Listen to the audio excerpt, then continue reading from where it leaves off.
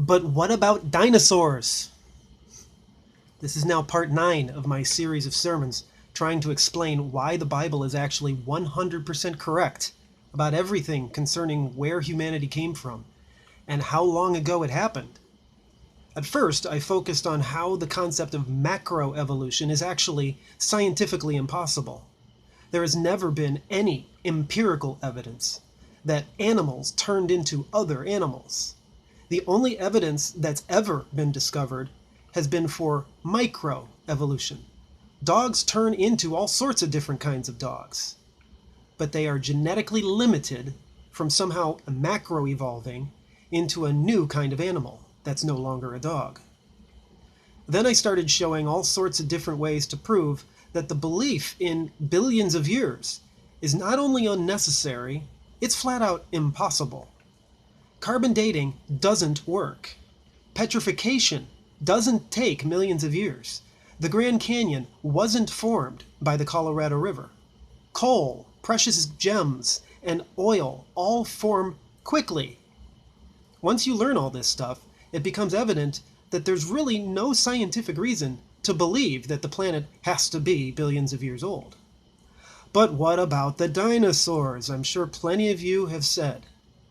Well, they get their own sermon video because there's a lot of information about them. And keep in mind, dinosaurs wouldn't negate everything that I've already taught you in the previous sermons. You just haven't heard the creationist explanation of dinosaurs yet. So let me now explain what dinosaurs are and how they fit into the creationist worldview. What is a dinosaur? I'm sure you've all seen Jurassic Park and plenty of other depictions of what dinosaurs looked like. But let's first look at the word itself. Dinosaur. D-I-N-O-S-A-U-R.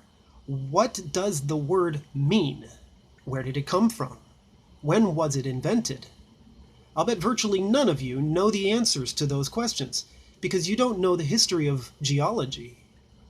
Back in the 1800s, which isn't that long ago, relatively speaking, people started exploring what's underground and digging up these interesting things called fossils. But they eventually started finding fossils of animals that they couldn't explain. It was no big surprise to find a fossil of a fish or a bird. They knew what those animals looked like, but they started finding fossils of animals they didn't recognize.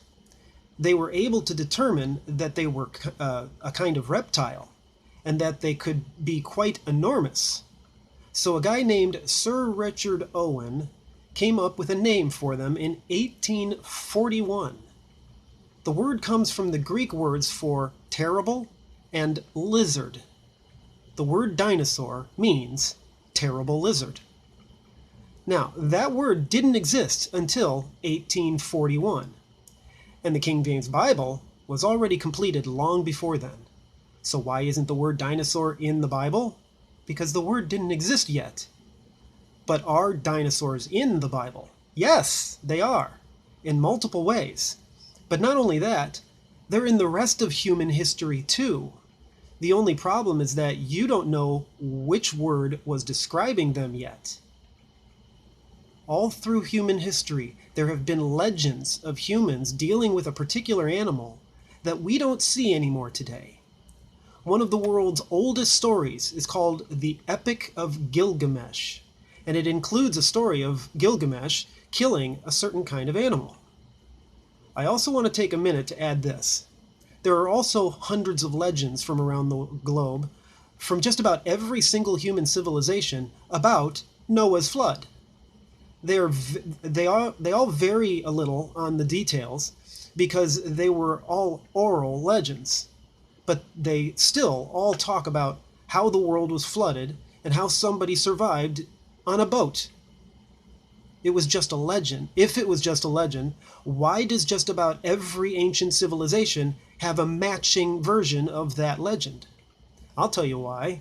Because it wasn't just a legend. It really happened. Okay, but back to dinosaurs.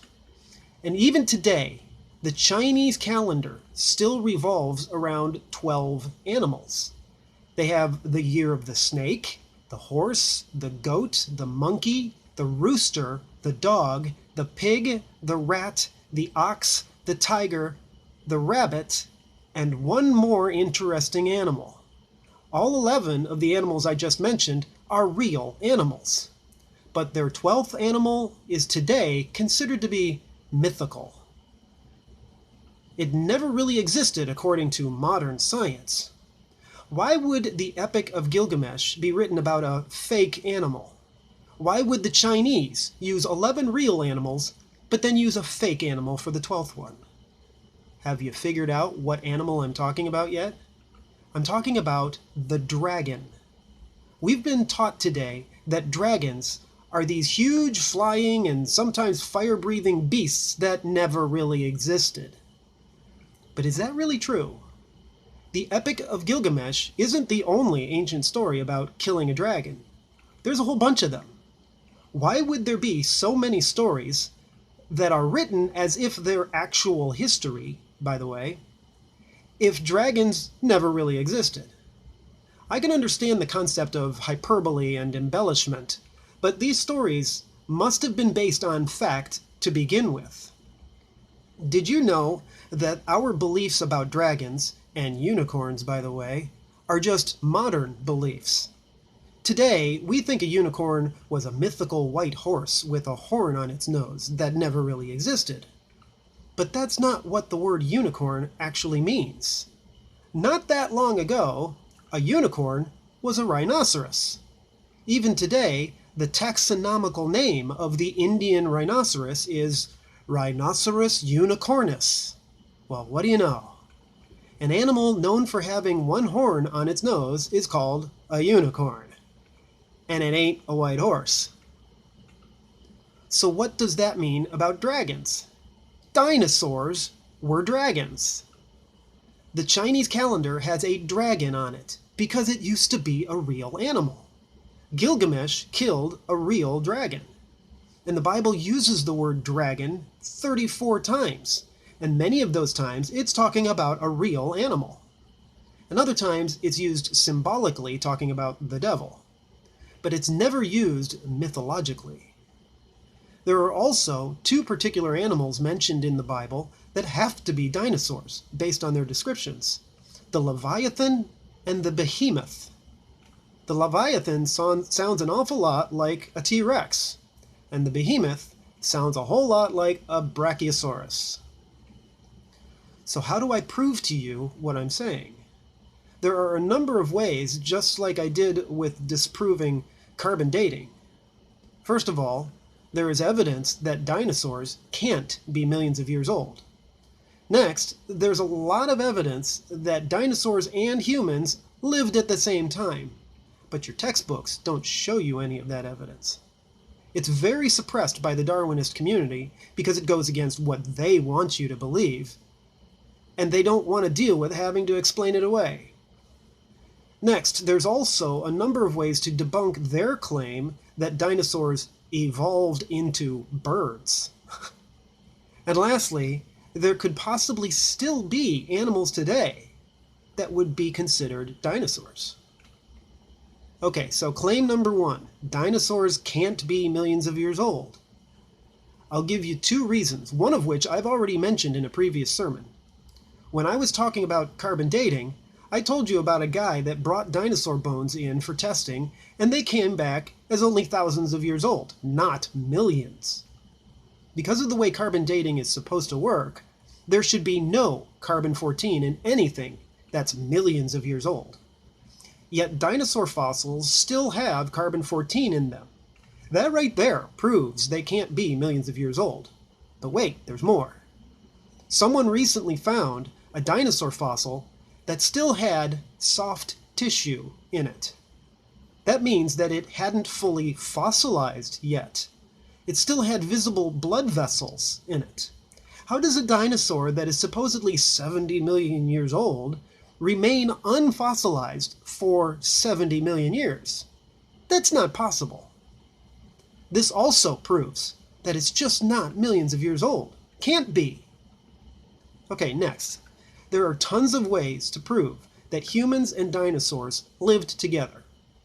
Human bones have been found in the same strata that dinosaur bones have been found in all over the planet. And human footprints have been found along with dinosaur footprints too. There's a place in Texas that's famous for this. But if this is true, then why don't we find a lot of this? Because humans and dinosaurs weren't exactly best friends back then. They lived at the same time, but they didn't live together in the same place, of course. When the flood came, humans were smarter and were able to avoid death longer than the huge dinosaurs. So it's just natural that most dinosaurs got buried lower than most humans. But exceptions have been found, but suppressed from your textbooks. Even more conclusive than that is all the various ancient artifacts that have been found with pictures of dinosaurs on them. One of my videos called Creation Evidence number 50, Artifacts with Dinosaurs, has so much photographic evidence of so many ancient things depicting dinosaurs that it's one of my longest videos, at over 15 minutes long. There's pottery, cave wall art, the walls of Babylon, the Ica stones from Peru, mosaics, castles, graves, coins, and of course writings. The famous explorer Marco Polo wrote that the Chinese emperor had raised dragons to pull his chariot. Why would he say that if a dragon is just a myth? This stuff really needs to be seen to be believed. So please, spend the time to watch at least that one video about artifacts with dinosaurs. Okay, how about the ridiculous claim that dinosaurs evolved into birds? I mean, can't you see how far-fetched that sounds? But why did they believe that? Well, part of the reason is because they have no other idea of where the birds came from. So they needed to contrive it from someplace. Both animals lay eggs. There's a similarity. But reptiles have scales and birds have feathers. Now, scales and feathers are both made of a protein called keratin, and long ago a fossil was found of a creature called Archaeopteryx. It was a feathered bird with teeth in its beak and claws on its wings. And they don't still exist today. So because of all these things, scientists, and I use that term very lightly in quotes, scientists claimed that the dinosaurs somehow evolved feathers from their scales, wings from their front legs, but kept the claws, and a beak around their teeth, and became much smaller and learned how to fly. So what's wrong with this theory? There is a huge difference between scales and feathers. Even though they are both made out of keratin, it is absolutely absurd to think that genetic mutations could somehow change a scale into the incredibly complex structure of a feather. Feathers are not simple. If you looked at one under a microscope, you would discover how intricately designed it really is. Random chance mutations couldn't have changed a scale into a feather. And it's the same argument for the wing. There is so much irreducible complexity in a bird's wing that it's ridiculous to think that it just randomly mutated from a dinosaur's front leg. And wow, it happened symmetrically to both front legs at the same time. I don't think so. But here's a fraud part of it. It turns out that Archaeopteryx is not a dinosaur to begin with. The only reason they thought it was because it had teeth and claws and was old and extinct. But some birds today have teeth or claws. It's not proof that it's a transitional step between dinosaurs and birds. They're only assuming that. They have totally different lung systems, reproductive systems, different body coverings, different brains, different circulatory systems, and plenty of other differences. It is one of the most ridiculous beliefs within Darwinism that dinosaurs evolved into birds. Didn't happen. Okay, lastly, we've been told that dinosaurs went extinct 65 million years ago. Yet at the same time, there are several mysteries around the planet concerning animals. Now, most of you are probably only familiar with one major one. But there are a lot more mysteries than just this one. In Scotland, there is a lake called Ness. And lots of people over the last 100 years have claimed to have seen something huge swimming in that lake. It resembles a known dinosaur called a plesiosaur, which has diamond-shaped fins instead of feet. By now, maybe you've guessed what I'm talking about.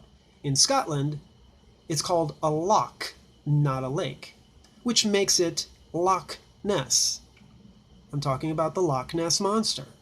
If it really exists, and considering all the numerous supposed sightings over the last 100 years, it sounds like something does exist, then it sounds like it's a remnant of the dinosaurs that only survived because it's been isolated all this time in a very deep, secluded lake. Nobody was really able to get near the lake until they built a road alongside it in the 1930s. Now, Loch Ness Monster would be the most familiar example I could give you, but there are other mysterious unidentified animals around the world too. There's a huge swamp in Africa that's the size of the entire state of Iowa. There have been reports of a huge animal in that swamp that the natives call Mokele Mbembe. It's described as what would be a brachiosaur. A huge uninhabited swamp would be the only place it could still live today. There's a whole bunch more of these kind of examples, but you'd be better off watching the videos for all the details. None of these are proven. They're just possibilities. And this sermon is long enough so far, so I'll wrap this up. So what really happened with the dinosaurs? If they didn't live millions of years ago, and we don't see any more of them today, then where did they really come from, and where did they go? The Bible says that it was day 5 when God created all the fish and birds, and day 6 when God created all the land animals. That would mean they were all created then. I'm sure they weren't created as the huge beasts that we've dug up today to begin with. They eventually grew to be that size afterwards. An interesting fact about reptiles: they never stop growing like other animals do. If a reptile could live to be 1,500 years old, imagine how big it could have gotten. That's why some of the dinosaurs were so huge. So where did they go? Well, we find them buried in the ground. They all died during the flood, just like everything else. But Noah would have brought dinosaurs on the ark with him. So after the flood, there were still some dinosaurs left for a while. But they didn't last long because of two main things. First of all, after the flood, the environment of the planet was much different. I'll be getting into that in another sermon. But the different environment made it impossible for the dinosaurs to live as long and grow as large as they used to. Secondly, the ones that did survive were eventually hunted and killed by mankind. That's what all the legends are about. So what does this all mean? Dinosaurs are not proof of evolution or of millions of years. They are instead easily explained by a true biblical history of the planet. They were here at first, but eventually went extinct. Simple as that.